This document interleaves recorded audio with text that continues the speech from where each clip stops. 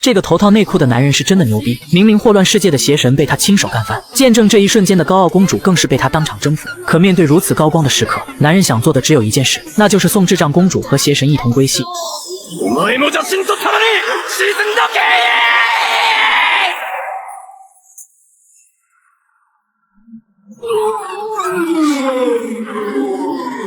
不为别的，就因为这款游戏实在太垃圾了。男主虽然一肚子不爽，却也很享受这种被折磨的过程。在这个以虚拟现实游戏为主的现代，男主是那种专攻垃圾游戏的奇葩群体，也就是传说中的粪作猎人。通关这坨大便后，男主立马去了游戏店，店主震惊于他的通关速度。可一聊起这游戏，男主就气不打一处来。游戏里所有困难全是那个智障公主搞出来的，要么用马车活活把村民撞死，要么把一切过错全推给邪神。气的男主把国际友好手势都用上了，然而这都不算什么。当时他只不过是发了2句牢骚，没想到智障公主竟然直接发癫。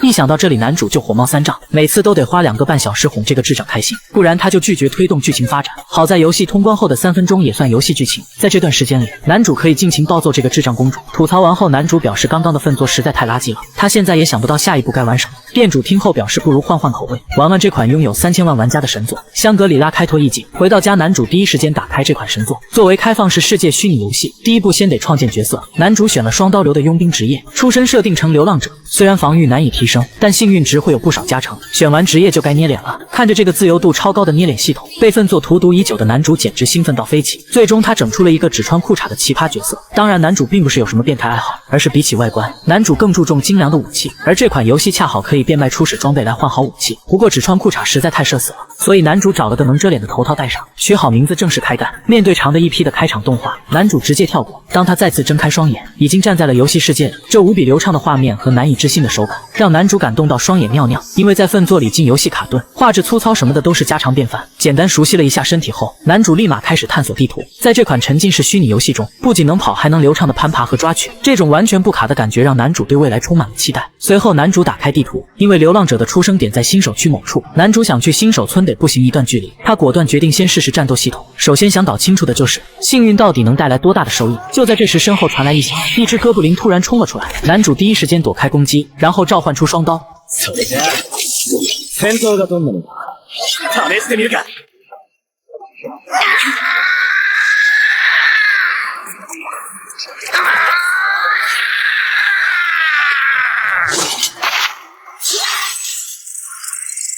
仅仅一击，哥布林瞬间被秒。不过作为开局的第一只小怪，还是让男主升到了2级。哥布林的武器也爆了出来，不过耐久只剩一半，根本用不了多久。突然旁边草丛又传来一响，男主收起石斧，掏出双刀。在他看来，不管是粪作还是神作，有强敌出现的感觉都是一样的。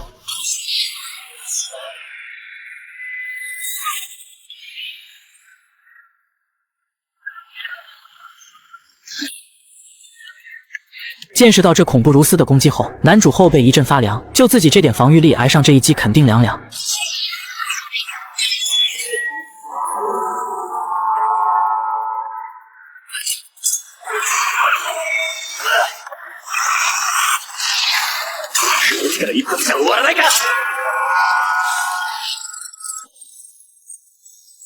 こんなもんかよ、神ゲー。しつこく食いばっか狙っとけん。さすがに見切れるぞ。解决掉致命兔后，男主直接升到4级，可惜那把兔子菜刀没爆出来。就在这时，系统提示获得了新技能快闪反击，男主瞬间明白了香格里拉的玩法，闪避和格挡可以用技能来弥补，所以就算有等级差，也完全可以越级挑战。想到这里，男主突然发现自己玩了这么久，居然一个漏洞都没碰到。要知道，在粪作里走2步遇到一个漏洞，都不是什么稀奇事。什么看不到敌人莫名其妙卡进墙里，无法攻击到敌人，全是家常便饭。这更是让男主兴奋到不行了。是时候好好享受游戏的乐趣。他的首要目标就是去狩猎刚才的兔子，收集那2把致命菜刀。刷了一波经验后，男主获得了新技能回旋斩，随后又陆陆续续升到12级后，他毫不犹豫地把技能点全加在幸运值上。2个半小时过去了，男主猎杀了50只致命兔，终于刷到了心心念念的2把菜刀。不过这附近的怪物对他来说已经太弱了，他当即决定前往下一个升级点。考虑到离新手村实在太远，男主觉得不如直接去第2座城市。可途中一只白毛大蛇拦在了面前，系统介绍是建议组队攻略的区域 BOSS。好家伙，终于有个值得一战的对手了，男主瞬间热血沸腾。この思う通り動くアバターなら神走行でもいけるはず。楽しませてくれよ。男主给自己加了个移速 buff， 开始试探 buff 的攻击套路，躲过几次后摸清了大蛇的攻击间隔，于是他决定开始反击，可利刃砍在大蛇身上才发现系统送的初始装备是真他喵拉胯，没办法，只能掏出刚刷到的致命菜刀。他纵身一跃朝大蛇急速逼近，可大蛇突然换了个攻击方式，从尾巴喷出毒液，一招把他击退。中了毒的男主每10秒会掉一次血，这招虽然恶心，但对玩过无数粪作的男主来说简直小儿科。他分析了一下现状，此刻只剩下4分钟时间击败大蛇，靠普通方式打赢简直是找屁吃。接下来的攻击必须全是暴击才能破局。通过2个半小时的游戏经验，他推断出这个游戏的暴击机制，只要精准命中对方弱点就能触发暴击。他瞄准了大蛇的头部，可头动得太快，根本瞄不准。既然头部不行，那就自己创造一个弱点。他快速躲开攻击，用刚学会的新技能刺破大蛇的灵体，对着伤口就是一顿不要命的疯狂输出。可就在他刀暴击砍得正爽时，大蛇一个甩尾打断了他的节奏。男主在半空中无法躲避，最终被大蛇一口吞进了肚子。但对于一个热衷奋作的睾丸来说，这简直是洒水。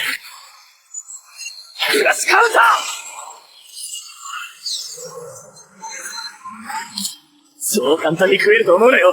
クソぶちまけたツケは払ってもらう。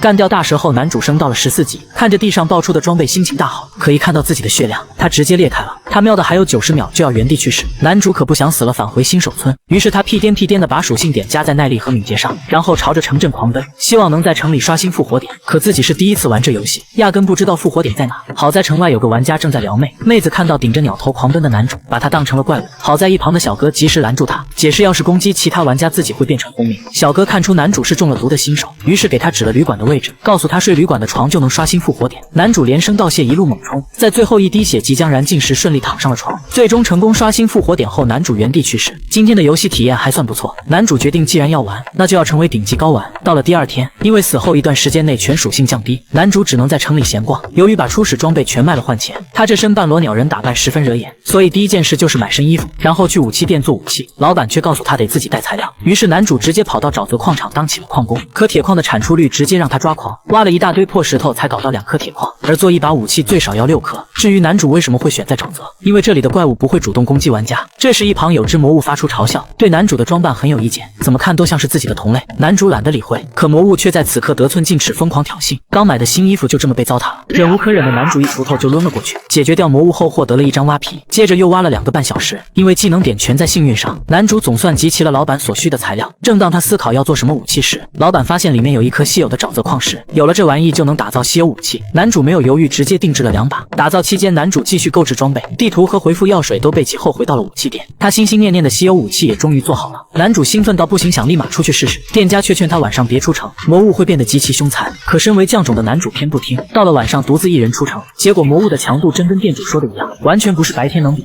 就连最弱的哥布林都强得离谱，不仅更加凶暴，速度也变得和自己差不多。血条后也不说了，攻击方式还得老练，不仅会夹带佯攻，还会在不利时呼叫同伴。尽管男主感觉有些吃不消，但他依旧很享受这种绝境。就在他即将把这群哥布林全化作经验时，一只堪比地狱难度的 BOSS 突然登场，一个冲击波就把所有哥布林全秒了。直到这一刻，男主才终于意识到自己太小瞧这个游戏。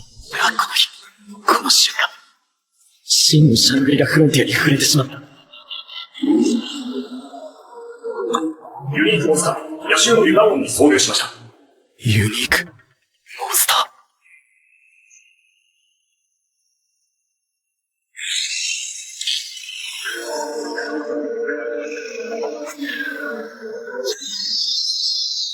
以下是本集的细节解析。男主在垃圾游戏里积累的全部经验，卡漏洞摸机制，用耐心磨掉设计缺陷，到神作里升维成了顶尖玩家思维，挑战区域头目时，普通玩家按系统提示组队攻略，他直接分析暴击机制，自创弱点，孤身越级斩杀。这不是天才光环，而是经验跨场景迁移。他在粪作里被折磨的每一秒，都在神作里折现成了毒机制速度快人一步的本能。香格里拉在开放终究是游戏，男主在垃圾游戏里学会的不是通关，而是拆解游戏的设计逻辑。那么本期视频解说到这里就结束了，咱们下期不见不散。